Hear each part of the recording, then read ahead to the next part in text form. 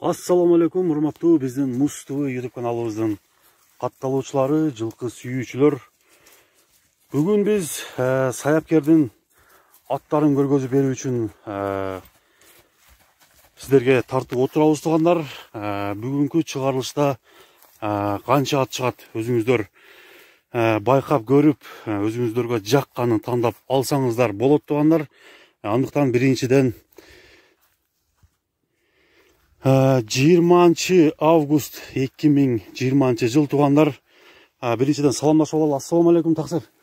Кандай, жакшысызбы? Жакшы, жаман. Сагындырып жоксуз го. Көптөн бери чыкпай калдыңыз. Аллага шүгүр. Баары жакшы беле? Аллага шүгүр. Бүгүнкү көргөзүүдө кандай аттарды чыгарабыз? Канчаны чыгарабыз? Өзүңүздүн оозуңуздан бир угуп коелу. Бүгүн азыр 3-өн чыгарабыз. 3 ат чыгарабыз, 3 жылкы. Аттан тайлар чыгат. Аттар анан тайлар чыгат. Ошондо туугандар, мынакей биринчи номердеги атты көрүңүздөр. Кайманаты Торнадо дедиңиз, кайманатын? Торнадо кайманатындагы бул адамга жагымдуу, аябай зор жылкы, чоң жылкы. Ушул жылкыны биринчи номерге коюп тартып көргөзүп беребиз. Саяпкер өзү бул ат боюнча мүнөздөмөсүн айтсын, канча жашта. Таксыр, айта берсеңиз, бул ат кандай ат, кайсыл жактан келген ат, породасы кандай? Бул ат көрүтөсү бар. Аргынашылып калган аттардан. Аргын ат, Аргын ат. Аргын ат ушунчалык жеңил. Анысы жеңил. Бирок улакка чаба эле Иркутскиден келген ат. Иркутскиден келген. Жашы боюнча 6 жаш, 3 асый. 3 асый. 6 жаштагы 3 асый ат туугандар. Мынакей көрүңүздөр. Нелери Канча жашында бул жака келген экен? бул 5 жашында былтыр келген да. Былтыр келген, Былтыр келген, биз туруп калган ат минилбей эле. Минилбей бирик улакка чаап. Улакка чаап. Чечпей калды, бирик така улаккалар болду. Бирок ат дал жакшы ат экен. Улакка чапканда кандай, жакшы эле барыптырбы мындай? Баргандарын билбейбиз чындыгында. Себеби ал үйдөгү адамдар негизи улак чабышпайт. Минип барып ошо бир ашырып берсе бирок качырыптыр. Чуркаштар аябай жакшы экен, бирок жакшы. Неге салсаң аттарга барыш жакшы болуп атат. Мынакей достор, азыр аттын жашын толук мүнөздөмөсүн, Торнадонун болгон турушун сиздерге мынакей тартып көргөзөйүн дагы. Андан кийин Торнадонун баасы канча болду экен, ошону дагы сиздерге айтып беребиз. Мынакей аркасынан тартып атабыз. Такасы бар экен, Аттын жооштугу кандай экен таксыр эми? Жооштугу турбайбы? Жооштугу жоош, Бою канча чыгып калат? Метрди албай калдык эле тилекке каршы. 1.65-тен 1.70.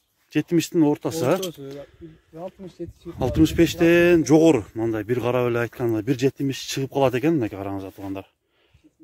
1.70ке барып калат, Барып калат. Точносын тарта элекпиз. Мынакей достор. Эми породасы кандай болушу мүмкүн эми сиздин оюңузча? Пародасын көрүп турасыңарбы? Биз Россияда деген кандай жоон жолпу жылкылар болот. Ошол данчак менен аргындашылып калган ат да. Данчак менен аргындашылган ат. Чуркашына караганда ошол жагы бар да. Анан бирок нелерин салыштырганда аттын куштугуна эсине салыштырганда бар да. Эми канча процент экени ал белгисиз. Бирок аргындашылган ат. Аргындашылган ат. Эгерде Владимирский таза болгондо ат оор болуп калмак да. Бир аягы жеңил чыгып атат. Азыр сиз минип келдиңиз, үстү кандай экен? Эми үстүн көрүп турасың, үстү тога. Аябай токто. Жем жеп атабы азыр? Азыр эле жем жеп атат. Азыр жем жеп атат. 3 килограмм арпа жеп атат. Тасын мындай суроо да, эми аттын казыгы кайсыл болот? Казыгы күчтүү деп коюшат го. Казыгы күчтүү деген. Эми ошону бир айтып койбойсузбу? Мунуларды казыктар деп коет да. Ошол казыктар таза күчтүү болуш үчүн мисалы мен айтам го да. Алдыңын колу кеңири болушту ат күчтүү ат болот. Салыштырмалуу мисалы ачаяк деп коет. Ачаягы мына куйрук. Ачаяк деп коет. Ошо арттагы эки буттун ортосу да. Ошо кеңири туруш керек, күчтүү ат болот да. Ошондо мына атты аттын күчтүүлүгү деле төп келишкен ат деп койсо болобу? Конечно, төп келишкен болот. Эми бул аттын көбү оор деп ойлошу мүмкүн, бирок жеңил ат. Жеңил ат экен, Жеңил ат. Көбүнө оор көрүнүшү мүмкүн. Оор көрүнүшү мүмкүн экен дейт, бирок жеңил ат деп мынакей саяпкер өзү айтып атат. Бирок аябай жүрөктүү ат. Жүрөктүү ат, Эми бул жүрөктүү Торнадонун баасын канча деп атасыз? Баасын 380 миңге койдук. 380 миң долларга, 5 миң долларгачы. 5 миң доллар, Эми аны сүйлөшөбүз аны дагы. Эми сөзсүз түрдө болот туугандар. Ооба. кеми болот, мынакей. 380 миң сом, 5 миң доллар кеми бар. Мындай аттарды өзүңүздөр көрүп атасыздар. Чоң баада коюлуп чыгып атат. Алды сатылып атат мындай аттар. Андыктан туугандар алдыдагы номерлерге чалып, Медет Саапкердин WhatsApp номерине жана түз байланыш номерин бул видеонун алдына коюп өтөбүз. Ошол боюнча чалып байланышсаңыздар болот. 1 минут туруп бастырса кандай дейсиз? Меніңчи. Мынакей достар, торнадоны 1 минели дагы бастырып өзүңүздөргө басыгын көргөзөлү. Чабабызбы, чаппайбызбы? Чаппайбыз, мынакей туугандар, басыгын көрүңүздөр. Бул атты торнадо коюлгандын себеби өтө чоң экен, өтө жоон экен. Мингенде дагы улактын алдында жүрө турган ат экен, ортодо такай айланып тура турган ат экен, караңыздар туугандар. Бул атты 1-чи номерге койдук, мынакей. Басыгын көргөзүп атабыз.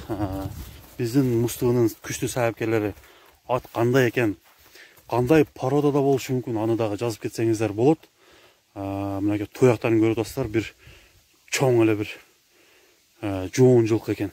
Бул атты 1-чи номерге койдук. 380 миң сом, 5 миң доллар деп баасы коюлду туугандар. Андыктан кийинки аттарды тартып көргөзүп берүүнү биз баштай берели. Мынакей туугандар, 2-чи номердеги атты тартып көргөзүп баштадык.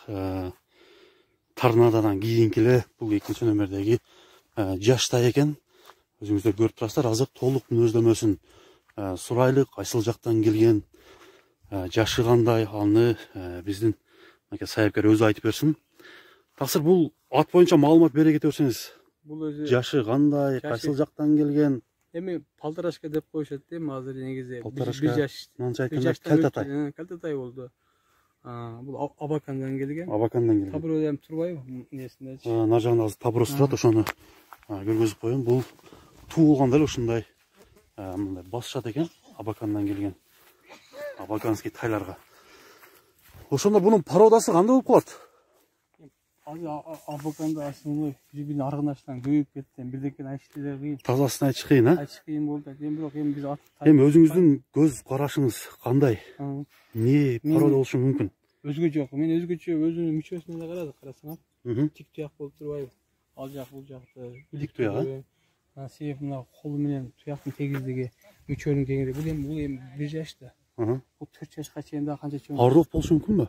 Орлов. Аралашы мүмкүнбү? Болушу мүмкүн. Себеби эмнеге караганда, анын тем более арык, карасаңар. Арык бойдон азыр. Анан бою азыр ушул турушта. Ушул турушта канча? 1,57. 1,57 сантиметр чыгат, а? Уруундө 1,57. Мынакей 1,57 сантиметр уровень болгондо ушул тайдын бою экен. Баш мүчөсү менен көкүрөктөрү несин алып көрсөңөр, кеңдигин дайыма айтам го. Муну жакшы болуп бере алат да бирөөчө. Кудай кааласа, Кудай кааласа. Анан тай мезгилде булар жакшы өсө турган тайдан мындай мандай болуп өсөт да. Мисалы биринчи жамбаш кессек, кийин алды колка. Биринчи жамбаш көтөрүлөт. Жок. Ар кандай көтөрүлөт, алды көтөрүлөт, арка көтөрүлөт. Ушундай неде кетет да. Жаңа сыйга чейинчи. Алды аркасы бийирээк болуп, алды пасыраак болуп. Андан кийин теңелет дейсизби? Ал неге жаңа сыйга тең болуп туруп, анан ошол неси жетилет да. Анан мына алдын көкүрөгү менен туяктын тегиздигин карай, анан кулагын карай, камыш кулак. Камыш кулак деп коет ошолар да. Күрүк жылкы да. Тишин көрбөйлүбү бир? Тишин көрбөйлүбү? Тишин көрүп коелу. Тиши кандай экенин өзүңүздөр көрүңүздөр туугандар.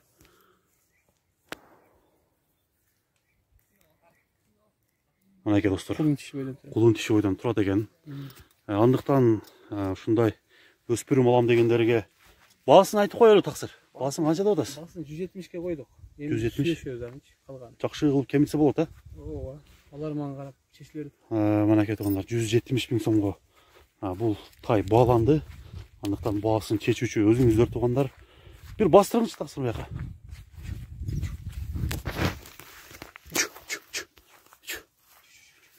Чо. Баспай атат, да? Чо. Чо. Мынакей туугандар, басыгын сиздер менен чогуу көрөлү. Чо. Бою мындай караганда бир орто аттын боюндай бар экен. Ушул калтатай болсо дагы Андыктан 170 000 сом бул доллар менен канча болуп калат экен таксыр? Азыр ошондо 78ден эсептегенде ошондо 2400-2300 доллардын 2300 2300 доллардын айланасында кыргыз сому Америка доллары болуп калат экен. Андыктан бул түсү кандай? Суурбу? Темиркөк, ушу таза темиркөк. Россиядан келген абаканский жылкы караштыргандар болсо чалыңыздар. Таксыр номер алдыда турат. Ошол номер боюнча чалып байланышасыздар. Бул экинчи номердеги ат болду.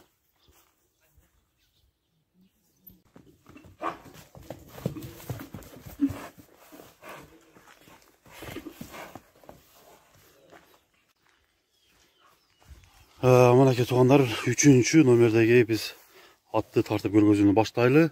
Саяпкер адаттагыдай эле бул жылкынын мүнөздөмөсүн айтып бере берсе. Бул порода, донецкий порода данчак. Данчак. 2 жаш ма тишин көрсөң. Тишин биринчи тишинен дагы баштайлы дагы. Андан кийин калган мүнөздөмөсүн. Болду кунан. Кунан азыр, Ушу жазга кунан болду. Кунан болду. Бул данчак экенин кандай билсек болот? Данчак өзү светинен, өзүнүн несинен айтып эле Абакандан келген бул. Бул Абакандан келген, Абакандан келген. Кунан экен туугандар. Караңыздар туугандар, азыр сиздерге баарын тартып көргөзүп берейин. Андан кийин бул данчактын бою канча экен дагы? Бою 1.63. 1.63 сантиметр, Ушул тапта мынакей достор. Бою 1.63 сантиметрдин айланасында экен. Андан дагы чоң болуп калышы мүмкүн деп айтып жатышат туугандар. Мынакей караңыздар. Азыр толук түрдө баарын тарталы дагы. Бул азыр биз көрдүк, бул минги экен, таксыр, Минги жаңыгыдан гана мындай үйрөтүлүп жаткан экен. Суагай, караңыздар, өзүңүздөр көрүп турасыздар. Аябай узун ат экен. Бул ат чоңойгондо дагы бир чоң ат болчудай. Данчактардын боюнун бийиктиги канчага барат, таксыр? Данчактар өзү көбүнчө 1.65, 1.70ке чейин болот, 1.70ке чейин редко болот да. Мына кунан дагы чоңойот. Алла билет, негизи көбүнчө 1.65тен жогорураак 67 ушундай болот. Негизинен, Атап азыр көп данчактар көрүп атпайбы, 75тен болуп атпайбы, керүклөр. Чоңойода да. Чоңойгондор болду. Булардын мүчөсү айырмасы, биздин жылкы айырмасы булар. Көп башка жылкыларга айырмасы жүрөктүү болот да. Жүрөктүү. Бул ошондой согушка даярдалып чыгарган өзү негизи. Чыгарылган жылкы өзү. Мынакей туугандар, жүрөктүү ушундай. Мына несинде карасаң, мүчөсүн карачы. Көкүрөк нелердин. Жууна. Эмесе бул кунан эмесе. Ошондо бул мындай жаш баладайм, Жаш бала, бирок мүчөлүү аябай несиде көп мүчөлүү да жаныбар. Күлүктүү аябай жүрөктүү азыртан эле. Баасын канча дедиңиз? Басында. Басын 300 койдук. 300 000 сом. Кеми бар. Таза кандуу данчак. Таза кандуу. 300 000 сом кеми бар. Андыктан достор, саяпкердин номерине чалыңыздар. Кимге ушундай өспүрүм аттар керек болсо, жана дагы бирөөнү тартып көргөздүк, Абакандан келген. Бул да Абакандан келген дедиңизби? Бул да Абакандан келиптир. Жана торнадоны дагы көрдүңүздөр. Үчөөнүн бирөөсү кимге насип кылган болду. Аны дагы Тазалары кымбат болот да, данчактынчы. Данчактын өзү арзандашылгандары арзан эле болот. Аны өзүнөн кымбат болот булачы. Негизинен кымбат экен да. Ал жактан конзаводдон кымбат болот. Мынакей туугандар. Суюк жал, кыска куйрук, өңү дагы данчактын өңүндөй. Бул данчактын баасы 300 000 сом деп коюлуптур. Кеми бар. Кичине бастырып коюңуз, таксыр. Мынакей. Чалыңыздар, жазыңыздар, WhatsApp номер жана түз байланыш номерди биз коюп өттүк. Ошол номерлер боюнча чалып байланышсаңыздар болот. Андыктан туугандар, бүгүнкү жарнама иретинде тартылган көргөзүүнү силерге Муз ТВ каналы мен Замир көргөзүп бердим. Биздин каналга катталыңыздар, класс басыңыздар. Жана бул видео менен бөлүшө кетсеңиздер болот. Андыктан туугандар, саламатта калыңыздар. Келерки көргөзүүгө чейин көрүшкөнчө тынччылыкта, аманчылыкта жолугушалы.